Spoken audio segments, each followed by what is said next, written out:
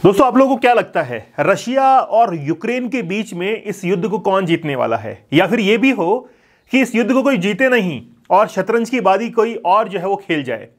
यहां पर शतरंज के अंदर जो राजा है वो कुछ कोई और ही है और वो है ट्रंप। ट्रंप ने ज़ेलेंस्की के लिए यह कहा कि यह एक ऐसा व्यक्ति है जो कि बिना चुनाव लड़े या जीते तानाशाह बन चुका है। तो तानाशाह की एक उपाधि जो है वो अभी ज़ेलेंस्की को दी है। लेकिन ज़ेलेंस्की बड़े समझदार हैं। आप देखिए कि अभी यूक्रेन और रशिया के वॉर के अंदर किस तरीके से उस व्यक्ति ने अपने देश के सिटीजन्स को बचाया है।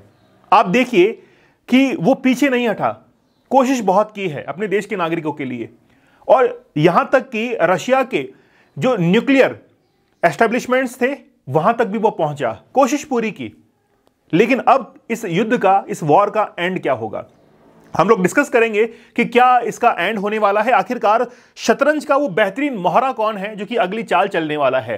क्या वाकई में रूस अब तक ये जो जर्नी चलती हुई आ रही है 3 साल की, क्या इतनी लंबी चलनी चाहिए थी, या पुतिन जो थे वो पहले ही अपना खेला खेल जाते? आखिरकार पुतिन ने इतना लंबा एक ड्यूरेशन जो है वो क्यों लिया है? पुतिन अगर चाहते तो पहले महीने के अंदर ही, जिस समय ये युद्ध हुआ था, शुरू हुआ था, मुझे आज भी याद है कि बीजिंग के ओलंपिक खत्म हुए थे और जैसे ही वो ओलंपिक खत्म हुए उसके अगले दिन से ही इन्होंने अटैक करना शुरू कर दिया था। अगर रशिया चाहता तो 1 महीने के अंदर ये वॉर खत्म हो सकता था, लेकिन आगे एक्शन क्यों किया? क्योंकि पुतिन जो था वो अमेरिका का जो चेहरा था, रियल जो फेस है, वो पूरी दुनिया को दिखाना चाहता था कि अमेरिका सभी देशों को युद्ध के अंदर धकेल देता है, उसके बाद में साथ छोड़ देता है।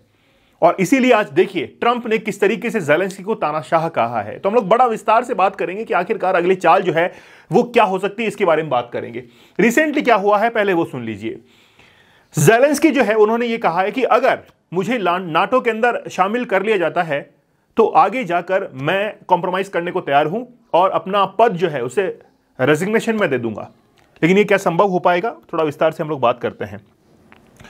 देखिए क्या हुआ है, ये बात कल की ही है जब रशिया ने अटैक किया है यूक्रेन के ऊपर। 267 जो ड्रोन्स हैं उनसे अटैक किया है यूक्रेन के ऊपर, और यूक्रेन को यह बताया है कि देखो 3 साल हो चुके हैं, अब भी आपका कोई डिसीजन नहीं है। अब भी पूछ लो जाकर अमेरिका वालों से कि वो क्या तुमको नाटो के अंदर शामिल करेंगे।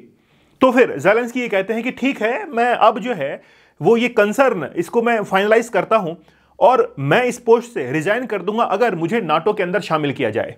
तो नाटो क्या है, पहले मैं आपको वो ब्रीफ कर देता हूं। नॉर्थ अटलांटिक ट्रीटी ऑर्गेनाइजेशन जिसको एस्टेब्लिश किया गया था 4 अप्रैल 1949 के अंदर, उसके हेडक्वार्टर्स हैं ब्रुसेल्स के अंदर। बेल्जियम की जो कैपिटल है ब्रुसेल्स, वहां पर इसकी कैपिटल है, वहीं पर इसका एस्टेब्लिश किया गया। लेकिन उस समय की कंडीशन मैं आपको बताता हूं। सेकेंड वर्ल्ड वॉर था और सेकेंड वर्ल्ड वॉर 1939 से लेकर 1945 तक चला।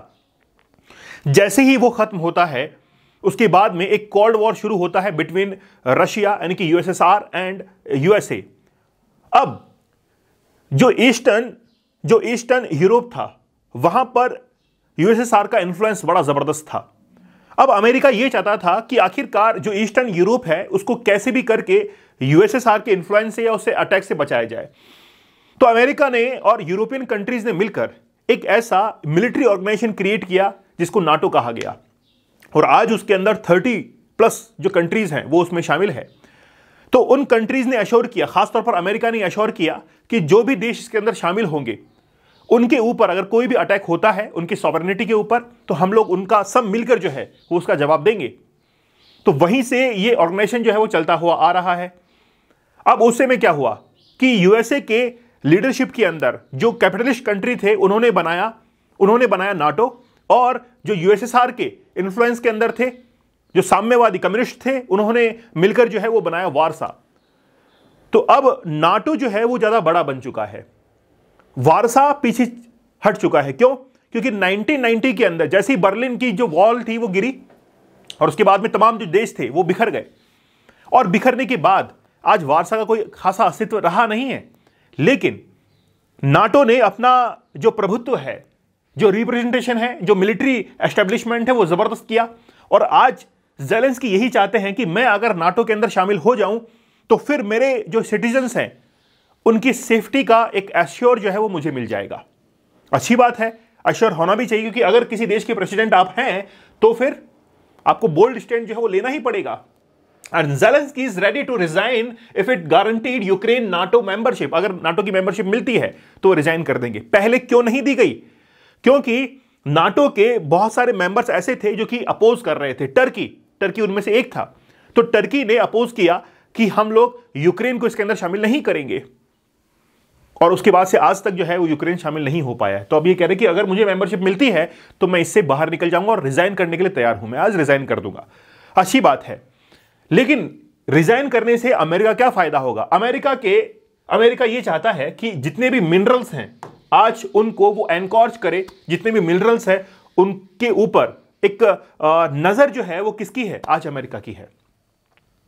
आप देखिए जो गल्फ कंट्रीज थी, जिस समय गल्फ कंट्रीज के पास में ऑयल बहुत था, लेकिन वहां के राजाओं को, किंग्स को पता नहीं था कि मैं कैसे हम लोग इनका एक्सप्लोरेशन करें और कैसे यूटिलाइज करें। तो यूरोपियंस की एंट्री होती है, और यूरोपियंस की एंट्री होने के बाद फिर वो क्या करते हैं? उसका यूटिलाइजेशन करते हैं। तो वैसे ही आज अमेरिका जो है वो यूक्रेन का यूज करना चाहता है, यूटिलाइज करना चाहता है उनके मिनरल्स का। इसीलिए आज अमेरिका की नजर जो है वो कहां पर है? यूक्रेन के जितने भी रेयर अर्थ मिनरल्स हैं उनके ऊपर उसकी नजर है। अब देखिए कि अगर मान लीजिए कि रिजाइन कर दिया जाता है जेलेंस्की के द्वारा, तो फिर क्या होगा? एक तो नाटो की एश्योरिटी मिल जाएगी कि अगर रशिया फ्यूचर के अंदर भी कोई अटैक करता है यूक्रेन के ऊपर, तो वो एश्योरिटी आज किसके पास में होगी? जेलेंस्की के पास में होगी। और जेलेंस्की वाकई में एक बहुत अच्छे लीडर जो है वो बनकर निकलेंगे। एक अच्छा लीडर वही होता है जो कि अपने पीछे जो लोग हैं, सिटीजन्स हैं, उनकी सेफ्टी, सिक्योरिटी और उनके इकोनॉमिक बैलेंस, उनके सोशल बैलेंस को लेकर चले, वही आज लीडर है। इसीलिए एक बहुत अच्छे लीडर के रूप में जो है वो निकलकर बाहर आएंगे। अमेरिका ने क्या किया था कि $60 बिलियन जो है, $60 बिलियन जो है वो यूक्रेन को दिए थे, ताकि वो उसका यूटिलाइजेशन करे और यूक्रेन को जो है वो पीछे छोड़ सके। बहुत सारे जो डिफेंस इक्विपमेंट हैं वो पहुंचे थे यूक्रेन के पास में, जो कि यूएसए ने दिए, भर कर दिए, और ये भी कहा कि हम आपकी हेल्प करेंगे। और ऐसी बात नहीं है कि यूएसए ने हेल्प नहीं की, लेकिन हेल्प करने के पीछे यूएसए अपना मार्केट देख रहा था यूक्रेन के अंदर। तो यूएसए आज पूरे विश्व के अंदर पाकिस्तान, इंडिया, जितने भी देश हैं वहां पर अपना मार्केट देखता है, डिफेंस मार्केट। आप देख लीजिए कि अभी जो इजराइल और हमास के बीच में कॉन्फ्लिक्ट हुआ, वहां पर अमेरिका ने बहुत हथियार जो है वो बेचे। तो इसका क्या हुआ? ये तो मार्केट जो है वो डेवलप कर रहे हैं अपना, तो इनको कोई मतलब नहीं है कि आखिरकार चल क्या रहा है। केवल ये कैपिटलिस्ट कंट्री है और अपना फायदा जो है वो देखते हैं। अब अगर मान लीजिए कि ट्रंप ने जिस तरीके से डिक्टेटर जो है वो कहा, किसको? जेलेंस्की को। तो जेलेंस्की ने फिर रेस्पॉन्स में कहा कि only a true dictator is hurt by this word. तो इससे ये साफ जाहिर होता है कि अब जेलेंस्की जो है अपने नागरिकों को बचाने के लिए कुछ भी कर सकते हैं, और उनका अगला कदम ये होने वाला है कि ठीक है, मैं रिजाइन करता हूं और मैं अपने नागरिकों को बचाता हूं। लेकिन अब क्या होगा? एक नेगोशिएशन डील होने वाली है। नेगोशिएशन डील जो है वो होगी। जैसे नेगोशिएशन डील होती है तो यूएस का इन्फ्लुएंस जो है वो यूक्रेन के अंदर बढ़ेगा, चाहे वो मिनरल्स की बात करें या हम लोग कहें कि थोड़ा सा इकोनॉमिक इन्फ्लुएंस जो है वो यूक्रेन के अंदर बढ़ेगा। इससे फायदा यूएसए को होने वाला है और यूएसए वापस से वर्ल्ड लीडर के रूप में आगे जो है वो आ सकता है। अब लेकिन प्रॉब्लम कहां पर होगी? प्रॉब्लम होगी टर्की को लेकर। टर्की क्या इसके लिए हामी भर पाएगा? ठीक है, तो Trump administration want compensation for US support.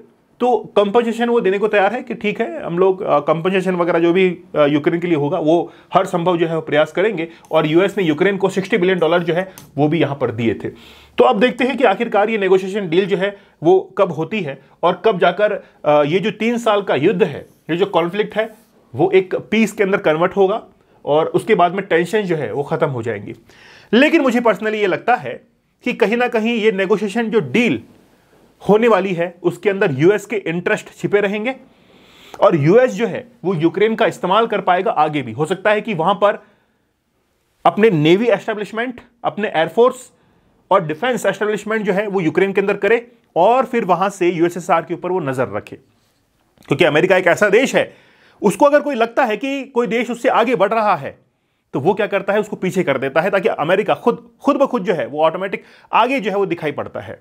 तो ये हमेशा से अमेरिका की चाल रही है। आप लोगों का क्या मानना है, मुझे आप लोग कमेंट सेक्शन में जरूर बताइएगा। दोस्तों, हमारा 75 डेज का हार्ड चैलेंज जो है वो बड़ा जबरदस्त है। ये लाइफ चेंजिंग एक कोर्स है। आज सबसे बड़ी यूथ के अंदर प्रॉब्लम क्या है? उसके पास में कंसंट्रेशन, फोकस नहीं है, क्योंकि डिस्ट्रैक्शन के बहुत सारे साधन उसके पास में हो चुके हैं। सोशल मीडिया देख लीजिए आप, जैसे ही फोन को ऑन करते हैं कुछ ऐसी इमेजेस आपके सामने आती हैं जो कि आपको पोर्नोग्राफी की तरफ लेके जाती हैं, क्योंकि आपका सबकॉन्शियस माइंड के अंदर वो इमेज स्टोर होती है, उसके बाद में आप जो है उसकी तरफ खींचे चले जाते हैं।